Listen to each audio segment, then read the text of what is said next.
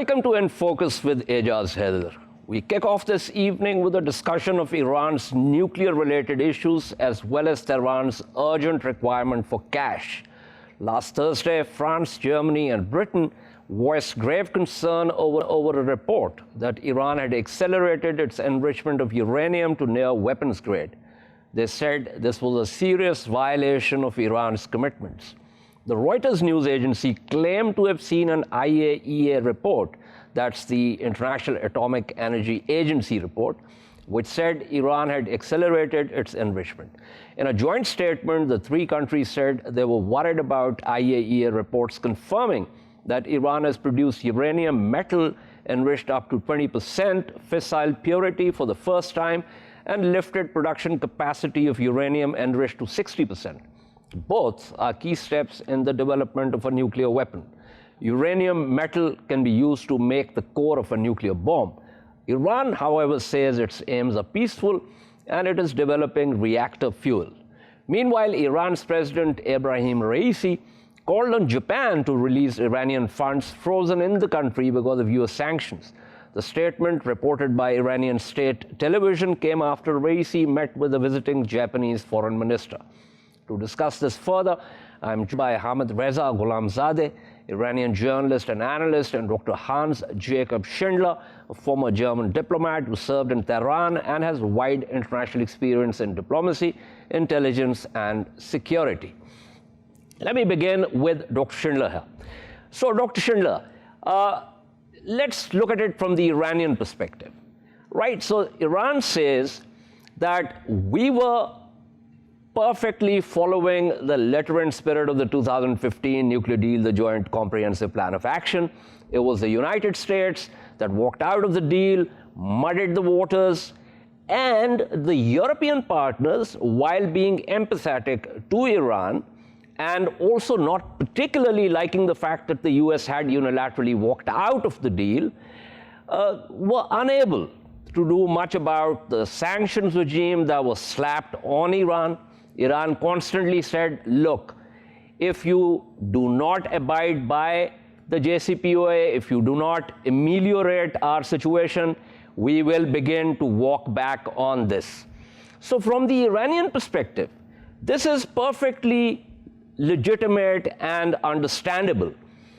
So give me your sense of how the Europeans look at this, and whether the Europeans have any sort of leeway in terms of, giving Iran any kind of reprieve.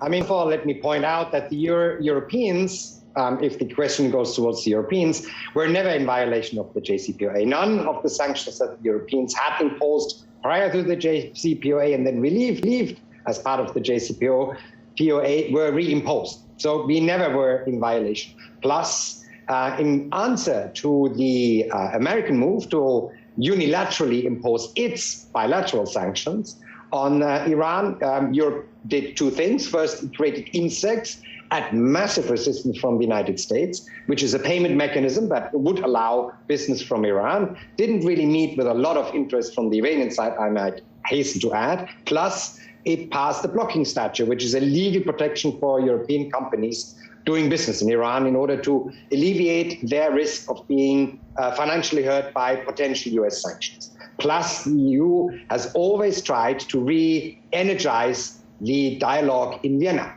Now, at the moment, the status is the following. The US has presented a very detailed plan on how it will relieve what sanctions, in what order, in order to return itself to compliance with the JCPOA. What is missing now for several months is from the Iranian side an equal plan on how they would like to re-evaluate, retake the steps back to their compliance with the JCPOA, which of course there are many. There are many more centrifuges than was discussed in the JCPOA. The Iranians enriching far higher than they are allowed under the JCPOA. There's far more new and updated centrifuges that are allowed under the JCPOA, and there is the production of uranium metal, which is not allowed under the JCPOA. All of these steps, of course, can always be justified with one or the other more or less theoretical civilian use, But in their combination, plus the suspension of close cooperation with the IAEA, is of course not pointing into a very positive direction. Right. A quick follow-up question before we get to the details of this.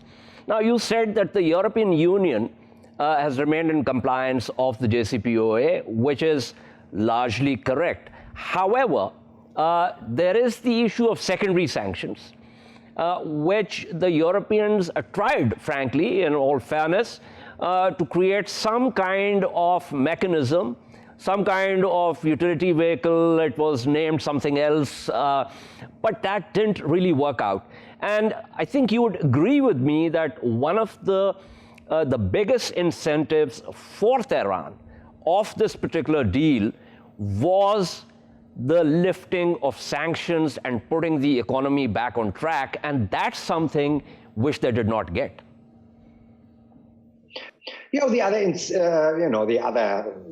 incentive, of course, was again to be part of the normal international system, to lose, the pariah state status. I mean, there were other intangible incentives to be part of the JCPOA, apart from regional stability that everyone would need to be interested in that region, particularly given the events of the last couple of weeks, or the last week, let's say it like that. So yes, there were economic reprieve, and the Iranians did get, as long as the US was part of the agreement, quite a lot of financial returns out of the JCPOA, rightfully so, as part of the deal.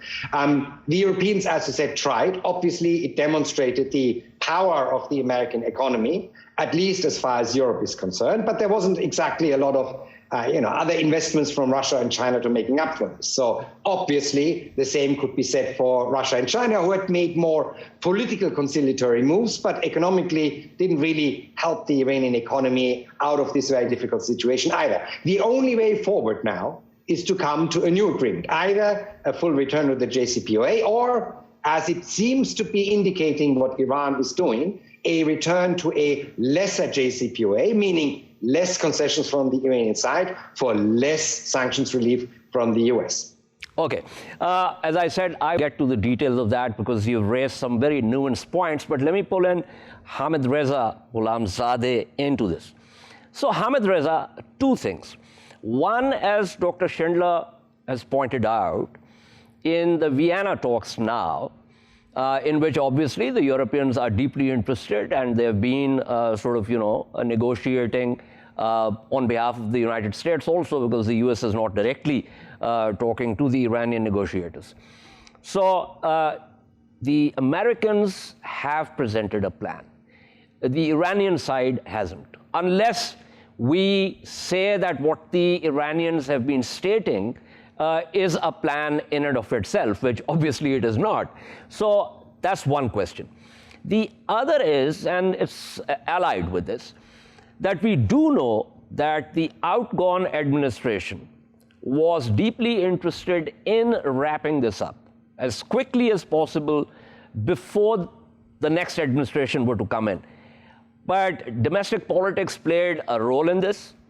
And the incoming administration decided that, if this is going to happen, this is what we're going to do, not Rouhani's administration. It's not going to be Javad Zarif. So there is the domestic politicking also. So one, where's your plan? And two, what exactly are you planning to do? If domestic politics has played any role in that, it would be in favor of the negotiation. Actually, with the current situation in Vienna, which has been the same for the last couple of months, the response from the Iranian side would surely be a negative answer, that we are not going to remain in the JCPOA, because what the Americans are offering right now in Vienna is not something that would be based on the JCPOA, based on the interests of Iran, or based on the conditions that Iran had actually provided before going to Vienna talks. So the only role that the domestic politics played was that it gave it some time, some time for the negotiations. Maybe the new administration be able to negotiate for more incentives and more sanctions to be lifted. Because right now the answer from the Iranian side is for sure is negative. So it's not like something like that. So just one Hamid Reza, just one clarification. So you're saying that the plan presented by the United States is a plan that's not acceptable to Tehran. Have I got that right? Yeah, of course, of course. So it was not like that. It was very good and positive, and then they prevented Rouhani to win the legacy. No, it was not like that. They actually gave some time to it. Maybe the new administration, the new team can be able to negotiate for more incentives and for a better, let's say good, because it's not good right now, for a good deal to be made in Vienna.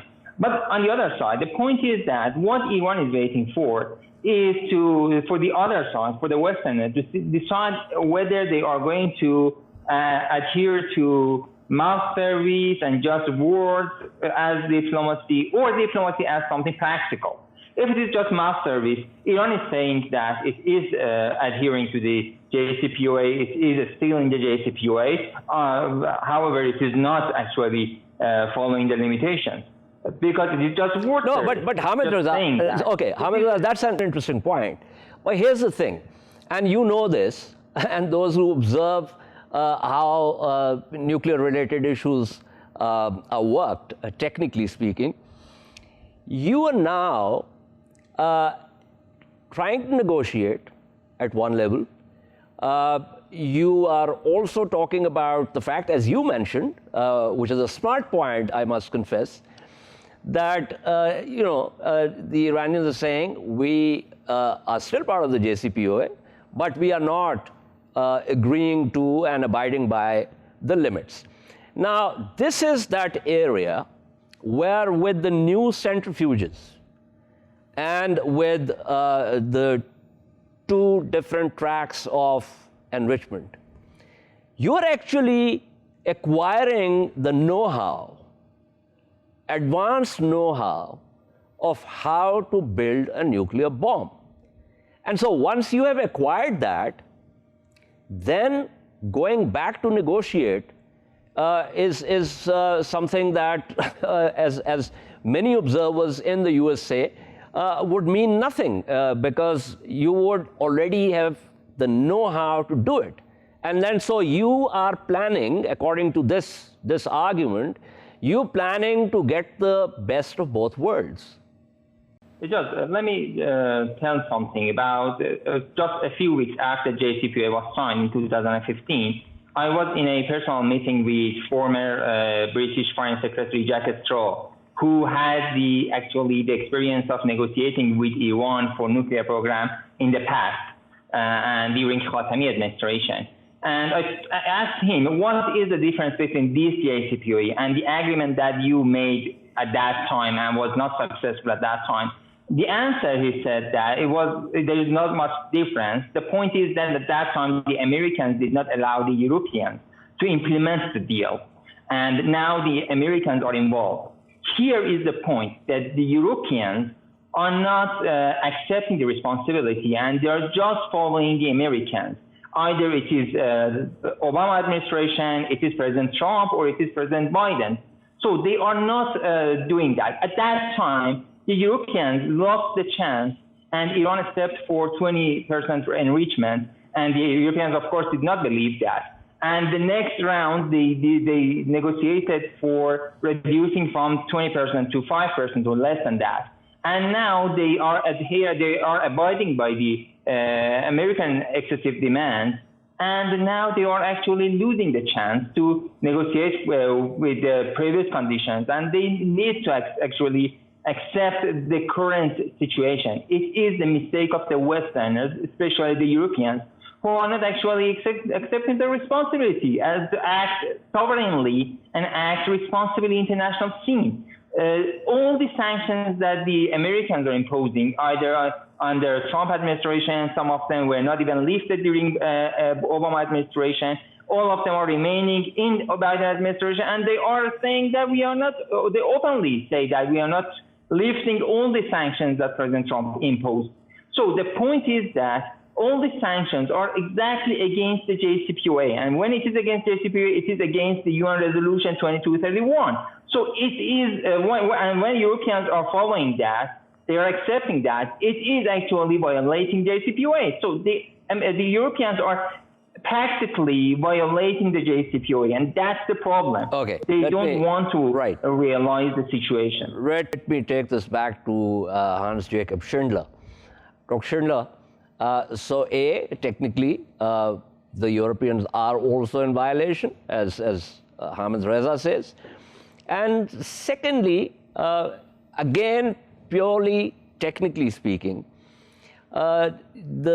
the idea of bringing in other things, whether it's with reference to missiles, whether it's with reference to Iran's power projection in the greater Middle East, those are things that lay outside the original JCPOA. So it seems to me that this is a chasm which, frankly, I'm not sure if it's impossible to fill, but it's going to be extremely difficult. Well, thank you. A couple of points. And obviously, my colleague is perfectly entitled to his interpretation of the JCPOA. But I would request a firm reading of the text. None of the sanctions that are terrorism related are in any way, shape, or form forbidden by the JCPOA. The JCPOA only refers to sanctions, and it outlines exactly which sanctions there are, including annexes with lists of the sanctions that are not supposed to be reimposed and are supposed to be relieved from, and bars any new sanctions relating to the nuclear program in Iran.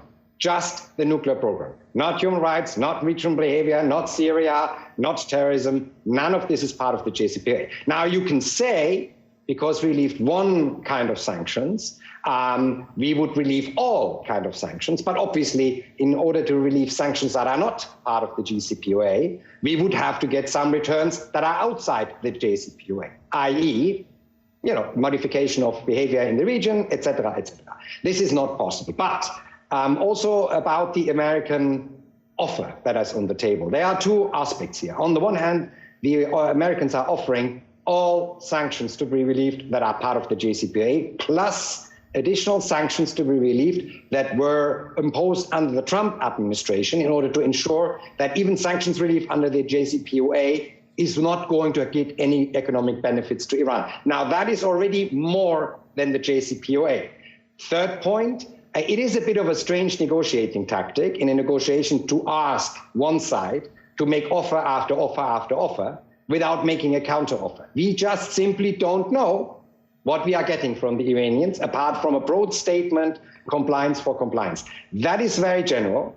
We need an operational plan of what steps to be taken. There is an operational plan on the table from the one side. And even if that is not a good operational plan, according to the Iranian side, then it would definitely help things if there is a counter plan from their side, what they want to do, and though we can then negotiate about timing, amount, about sequencing. But none of this is possible if you simply ask to make offer after offer without knowing what you're actually supposed to be getting in return, and then demand more sanctions relief outside the JCPOA without any counter offers on that issue side. Right. So, I obviously can't speak on behalf of the Iranians or what they're thinking, but my own sense is that they're basically saying that let's go back to what the original deal was. Instead of now, having walked out or now trying to return to it and bringing in other things, opening the text here and, so we had a clean text there, to use a diplomatic term. So we have a clean text there, let's go back to that. And I think that's what they want. I mean, but I don't know if that's going to happen. Well, that's exactly what the US is offering. But what the US has done on top of that is actually offering a concrete plan of how this is going to be happening. And obviously, they're not going to start, reducing sanctions unless the Iranian side also either has a plan or tells us how they intend to dismantle thousands of, if they want to go back to the JCPOA, how they want to dismantle thousands of centrifuges, dilute down large amounts of enriched uranium from 60 to 20, and then down to 3.42%, how they're going to stop their research activities, et cetera, et cetera. We just simply don't know what the sequence is going to be. So, we need a concrete plan here from the other side. Okay. Has the issue of sequence been worked out? Because one of the sticking points was who's going to go first?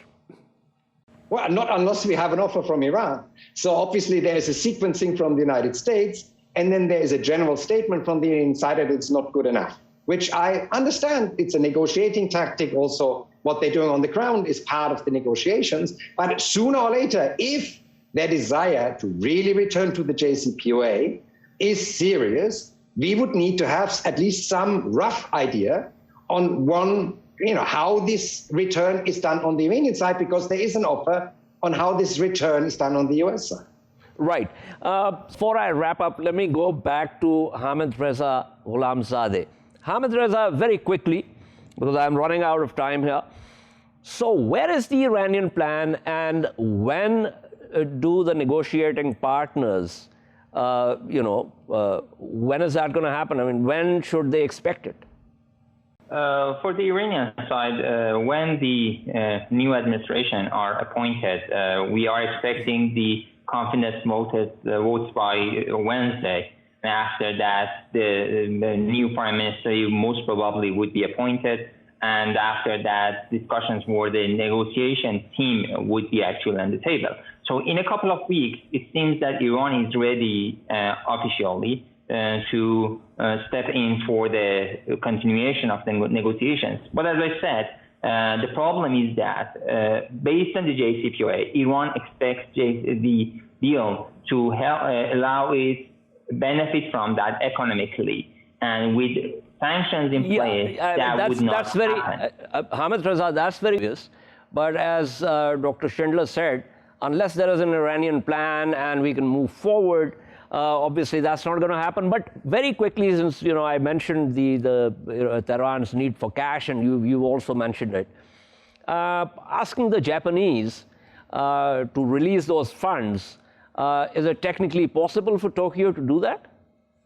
Technically, yes. Politically, no, because they are following the same sanction regime, illegal sanction regime of the United States, which is inhumane, it is economic warfare, and it is against all the international laws and against the UN Charter and everything. So technically, they are able to do that because the freeze is illegal at the beginning, and it is against the JCPOA, and the sanctions are those sanctions that were supposed to be lifted and were imposed by President Trump, and President Biden is not going to lift all of them. So that's the problem. So yes, Japan can technically release the assets and the money, but politically they are actually following the steps of the Americans. So here's the problem: Iran is asking for practical steps from other countries. Okay. Thank you so much, Hamid Reza Ghulamzadeh. Thank you also to Dr. Hans Jacob Schindler. Pleasure having you with us, Dr. Schindler. Thank you so much. We shall take a short break and return to discuss the evolving situation in Afghanistan. Stay with us.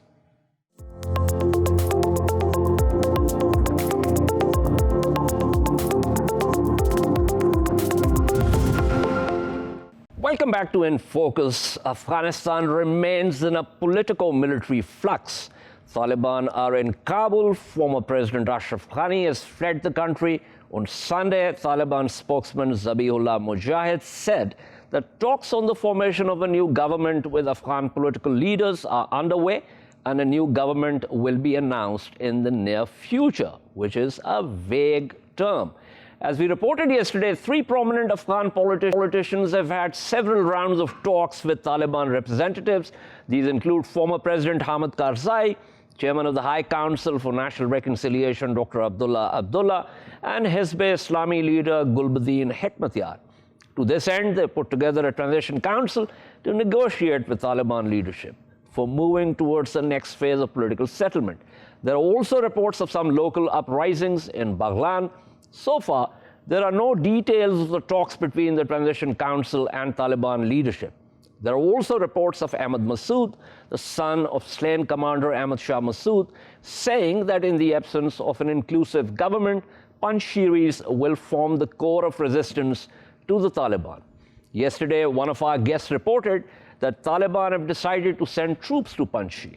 To make sense of where the situation stands, we have with us Ahmad Wali Masood, who's a younger brother of Ahmad Shah Masood. Mr. Masood was also Pakistan's ambassador to the United Kingdom and is chairman of the Masood Foundation in Afghanistan. This, I must add, is an exclusive one-on-one with Mr. Masood, who's currently in Paris. Thank you so much, Mr. Masood, for being on the program. Really appreciate it. And we wanted to get you on this program to get a sense of what's going on, especially with reference to the statements that are coming out in terms of what the Panjshiri resistance might look like. But before that, you were in Pakistan before you got to Paris. What exactly were the talks about in terms of an inclusive government? We have been in Pakistan with a delegation of the leaders, political leaders. We talked with the civilian leadership as well as with the military leadership. Of course, why we came to the official invitation of the government of Pakistan. And we talked about the situation in Afghanistan because Pakistan has got a great influence on the Taliban. Pakistan is our neighbor, and Pakistan can play a very pivotal role in the peace in Afghanistan. So that is why we came there to talk about, on their invitation, to talk about the situation. Of course, we received well, and we talked very comprehensively. But of course, from the talk to practice, it's a long way to go. What we have really kind of proposed, that was accepted. We think that in most of the cases, we did agree on the situation of Afghanistan. But let's see, what sort of practical step can be taken by all sides? Okay. Now, the Pakistani government has constantly been saying, as both the civilian side as well as the military side, that they want a peaceful settlement, B, that it needs to be an inclusive government, and that's what they've been working. That's the end to which they've been working. Now, is that and I ask you this question because there are elements, there are sections or international opinion, if I will, that are not particularly convinced of this. And since you were in Pakistan, you had these talks, I want to get your impressions of what you thought of the Pakistani position vis-a-vis Afghanistan. Well, what will happen, what we've stressed, this is delegation, the first priority for the delegation was to see how exactly you can influence the Taliban to curb the violence on the people, to stop the breaking of the hearts of the people, to stop the selective killing of some politicians, to stop the selective killing of some military commandos. That was the first priority for us to really propose to the Pakistani authority to influence the Taliban, to tell them to stop that one, because that in itself will somehow pave the way for a further discussion. The second was of course, how exactly the transitional period can go. Because at the end of the day, we need a transitional period. And then the third stage was, what sort of government? Of course, we all agreed that in Afghanistan there should be an inclusive government. But then, definition of inclusive government differs from one to another one. Let's say, for example, we said Afghanistan is a multi-ethnic country. Any government should be based on the ethnicity. There should be a decentralized structure of the power. There should be a power sharing of all. That was all the things that we foresee for Afghanistan and for the good of Afghanistan. But then, of course, the Taliban have already said that, well, we have made the Emirate, and we can get some other people on board as well. So it means that the definition of inclusive government is very, very big. So we said that one to the Pakistani authority. They said that, well, we have to be patient, and slowly we have to really get to that point. We hope so, because at this moment, we are moving. Maybe there is dust that has to come down. Let's see what eventually we will come. Everybody is waiting for that one. So therefore, for us, at the moment, priority is for the Taliban to stop the violation, the intimidation of the people, of the political opposition, and of the commandos. That's the priority right now at this moment for us. Right. Now, your nephew, Ahmad Masood, and I referred in my opening to some of the statements that he made. You have obviously seen Afghanistan for many, many years now, as has your elder brother, Ahmad Zia Masood. and you have worked with your eldest brother through the struggles and everything. Give me your sense of what you think of Ahmad Massoud's statements, and also whether he is drawing on the experience and expertise of his uncles, you as well as Ahmad Massoud. Well, let me say that the whole of Massoud have been in the up and down of struggle for Afghanistan for the past 4 or 5 decades.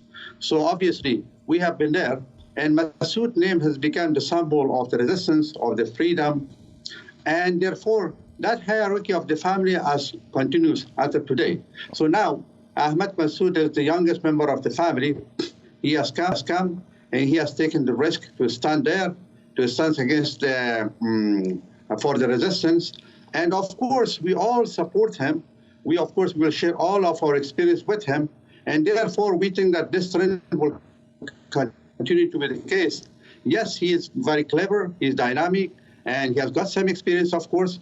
He's brave, and he has gone there to stand. And we all help, not only us, our family, but all the peace-loving of the people of Afghanistan, freedom-loving of the people of Afghanistan, they will all help him. So therefore, that trend or that mark of Massoud family still stays, and Panjshir is the hub of the resistance right now. Okay, so we also know that the Taliban leadership is negotiating with him through intermediaries also. We know Dr. Abdullah has also been in contact with him. Can you give us a sense of where those negotiations stand? Well, let me just put it this way. I think Dr. Abdullah and Mr. Hamid Karzai and Mr. Hekmatyar's negotiation, that is from the past. That belongs to the past, because there was Peace Council. The Peace Council was supposed to bring Ashraf Ghani's government and Taliban together for a political agreement. But that Ashraf Ghani is gone. There is no government. That process is dead. Now, Ahmad Massoud negotiation with the Taliban, of course, he has spoken with some leaders of the Taliban. He has already put his ideas, what exactly he wants.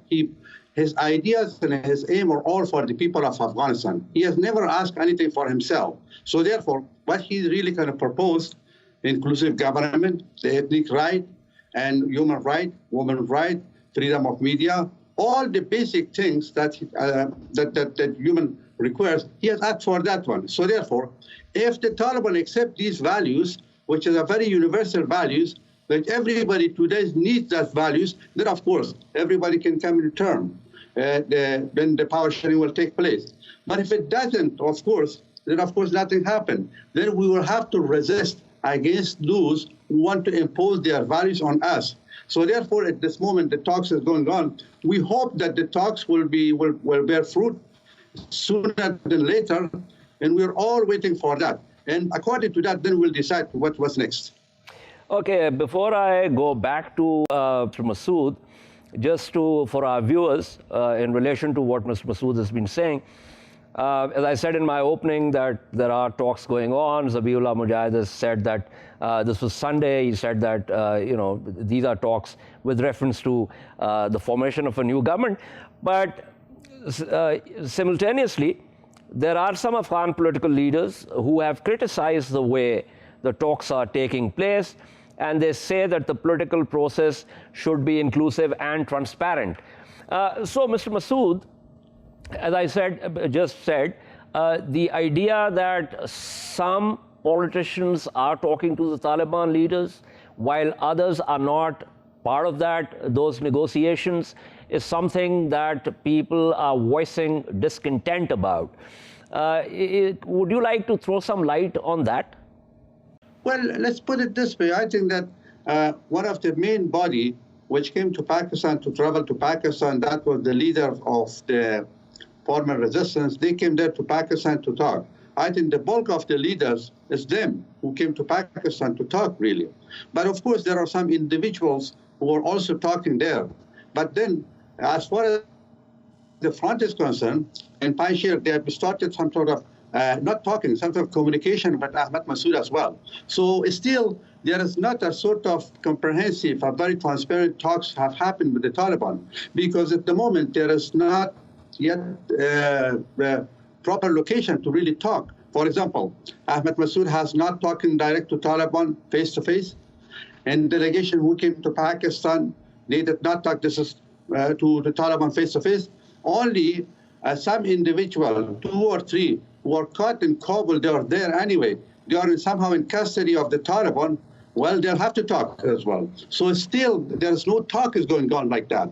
So I don't know, when they say that there are talks going on with political leaders, what political leaders do they refer to? Because some of many political leaders came to Pakistan with us, and then they dispersed. Now, again, they will come back together. Let's see how exactly the talk will open. I think they're referring to, and we also have visuals of that. They're referring to Dr. Abdullah and former President Hamid Karzai visiting their houses. So we don't know what's going on, obviously. As I said in my opening, there are no details. Even the Afghan media does not have the details. So I think when they say there are talks going on, I think that probably through the Transition Council, it's less about how the new government will be formed, but more about some kind of framework. I mean, I'm just speculating. It's not that I have any solid information on this. Let me put it this way. That delegation that you are talking about, they were supposed to go on the 15th of August, the day the Taliban came. They were supposed to go afternoon to Doha, but then the Taliban came, they could not go. So at the moment, they are in the custody of Taliban. That's under jurisdiction of the Taliban itself. So exactly, they do not have the free will to talk. How exactly they talk, and who on whose behalf they talk, and who are they representing to talk. So therefore, it's not the talk there, because some media are just making up that there's talk on behalf of the others. No, they are in the custody of the Taliban. That's under their jurisdiction. They are somehow in a house arrest. What sort of talk can be there? So there's no talk like that. It's still the talks have not taken place between the Taliban and the Afghan leader. It's still the location of the talks is not clear. It's still they have not sat face to face. Ahmed Massoud is in Panjshir Valley, and the rest of the leaders outside Afghanistan. So therefore, the talks have not taken place. Like Mohammed Karzai and Dr. Abdullah and Hekmat, their talks have got nothing to do with the rest, because as I mentioned, they are under jurisdiction of the Taliban there. Okay. For the benefit of our viewers, could you tell us that, what would be the framework, perhaps a traditional framework for such talks when they actually begin, and which are inclusive and which include all the political leaders and stakeholders? Well, we have already stated that one, that they should come. The framework is that how exactly, when we say inclusive government, how exactly the ethnics of Afghanistan are being represented. Let me say, in Afghanistan, there are almost over 30 ethnicities in Afghanistan, and 4 of them are major ethnicity in Afghanistan. The Taliban represent 1 ethnicity, so out of 30, out of 4 major ones. So therefore, this 1 ethnicity. What about the rest of the other ethnicity? How exactly they come into some sort of dialogue to really start and then eventually to reach a comprehensive kind of consensus? What sort of system do they want? Because system is very important in Afghanistan. Person is not important. Who should be there? I totally agree with you, Mr. Massoud. My question is that before this whole idea is worked out of an inclusive government, what kind of constitution and the rest of the details, there's got to be some framework in and through which people actually come to the table. What kind of framework? Would that be a Loya Jirga? Would that be the existing parliament? Would that be the Doha intra-Afghan dialogue table? What could that possibly be? No, I think that one of the framework that is already on the table when we went to travel to Pakistan, so we requested them that they can persuade some leaders of the Taliban to come somewhere so which will be neutral so we can talk. But we have to really kind of initiate the initial talking before anything. That's very, very important. Of course, the Loya Jirga at the moment inside Afghanistan, under jurisdiction, under control of Taliban is not possible. That Doha talks is finished, that's dead. That process is dead. It doesn't work anymore because already for the past 1 year, they could not do it with the help of the international community, with all the support that the Peace Council could not deliver. So therefore, Doha Conference is dead. So any framework which we have to really kind of suggest, it must come through a sort of dialogue between the Taliban leadership and the rest. As I mentioned before, Taliban represent or not represent, Taliban merely belong to the Pashtun tribe, Pashtun ethnicity. And the rest of the ethnicity is that side. That's why that there must be a sort of initial dialogue. Then eventually they have to agree on the framework. What sort of framework will be best? But still, the initial talking have not started. We hope that the Taliban leadership can come to a neutral leadership to meet the other ethnic leadership to really reach a sort of mutual understanding, what sort of system, what sort of mechanism they have to come across. One final question, Mr. Masood. If things go south, which is obviously unfortunate, what are we looking at? Well, unfortunately, this already have been unfortunate. You can see for the past 1 week what sort of situation in Afghanistan is prevailing already. So we really we think that so much have been lost. And already we have lost a lot of things. You see despair. You see some sort of sadness in the face of the people. So that's already lost. Now, if that is the situation continues like that, so of course the worst will come, and the nightmare will come.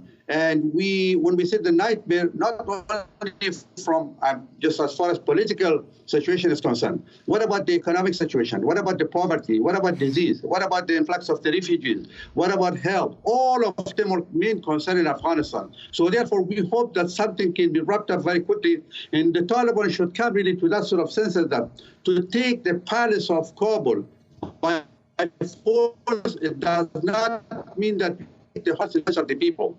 We have got a long way to go. The best for them is that kind of have an open heart and bring all of the parties together, all of the ethnicities together to really start a sensible dialogue. That's very, very important. But if it doesn't happen, then of course we will really kind of witness sort of agony of a nation. We don't know which direction Afghanistan will go, but unfortunately it will not go to a good direction. Thank you so much, Masood. I suspect we will be talking about it yet again in the near future. But for now, I'm really grateful that you took out the time to be on the program. This is all from In Focus this evening. We shall see you tomorrow at the same time. Keep following our latest updates on social media at indus.news. Good night and goodbye.